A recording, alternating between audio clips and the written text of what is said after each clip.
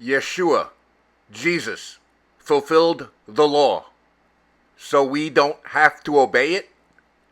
Matthew 5, verse 17, explained. Matthew 5, verse 17. Do not think that I came to destroy the law or the prophets. I did not come to destroy, but to fulfill. Many mainstream Christians have been taught that the law was against us, and Yeshua, Jesus, nailed the law to the cross, essentially ending it. Colossians 2, verse 14. Having wiped out the handwriting of requirements that was against us, which was contrary to us, and he has taken it out of the way, having nailed it to the cross. The law was not nailed to the cross. The death penalty, the requirement for breaking the law, was nailed to the cross. Yeshua, Jesus, paid the death penalty for us when he was nailed to the cross. The law of God is perfect. Perfection does not need to be abolished or fulfilled. Psalm 19, verse 7. The law of Yahweh the Lord is perfect. Matthew 5, verse 48. You shall be perfect, just as your Father in heaven is perfect. Scripture declares that God's law is perfect, and we shall one day be perfect. Therefore, it is not the law that needs to change or be done away with, but it is us who needs to change in order to live in perfect harmony and compliance with God's laws.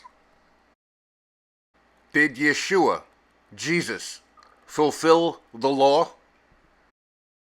Not exactly. Fulfill means to complete, achieve, or carry out something as intended or promised.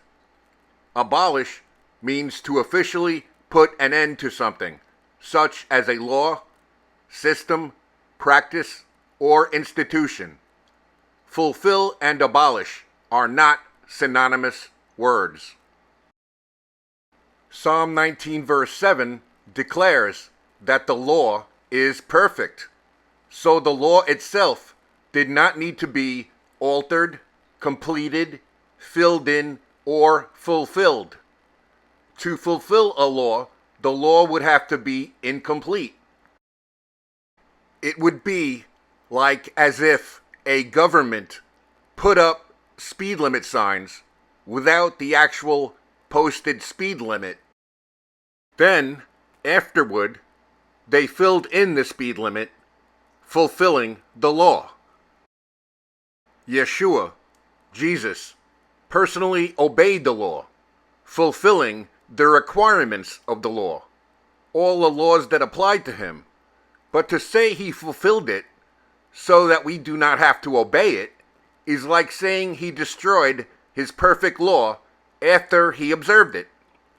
Yeshua's, Jesus's, obedience to the law had no effect on the status of the law. John 1, verse 17. Torah, the law, was given through Moses.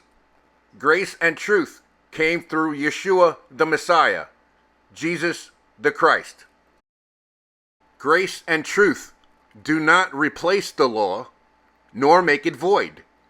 The law is good and perfect, and believers should obey all of God's laws that apply to them. Yeshua, Jesus, came as the Messiah, suffered and died for us, offering us atonement and grace. But in doing so, he did not make void the law for us. Christians often complain that there are 613 laws to follow, according to Torah law keepers, which are impossible to keep. All 613 laws do not apply to any one person. If you are not a farmer, then farming laws do not apply to you. If you are not a woman, then laws pertaining to women do not apply to you. If you are a man, then laws applying to men do not apply to you, etc. Yeshua, Jesus, did not keep the whole law, but kept the laws that applied to him. Yeshua, Jesus, never went to be washed after a menstruation period. Yeshua, Jesus, never returned a stolen item, etc., etc. Yeshua, Jesus, kept the law where he was obligated. He did not keep the law where he was not obligated. Matthew 5, verse 17 is really not that difficult of a verse to explain or understand. The problem is not with the verse itself, but with the predisposed mindset of many mainstream Christians who have been conditioned to believe that God's laws, or some of God's laws, were bad and needed to be abolished. Christian teachers twist, distort, concoct, and take the Matthew 5 verse 17 verse out of context to uphold the law is done away with mainstream Christian philosophy. Matthew 5 verse 17 is actually a two-sentence verse addressing two subjects, the law and the prophets. Yeshua, Jesus, clearly stated in the first sentence of the verse that he did not come to destroy either the law or the prophets. Mainstream Christians almost exclusively focus on the law and ignore what Yeshua, Jesus, said regarding not coming to destroy the prophets. What Yeshua, Jesus, meant is that he did not come as the Messiah to conquer Rome and establish his kingdom, because if he did so, he would destroy the prophets' words. The following is how the second sentence, in context with the first sentence, of the Matthew 5 verse 17 verse, should be properly understood. Matthew 5 verse 17 with interpretation. Do not think that I came to destroy the law or the prophets.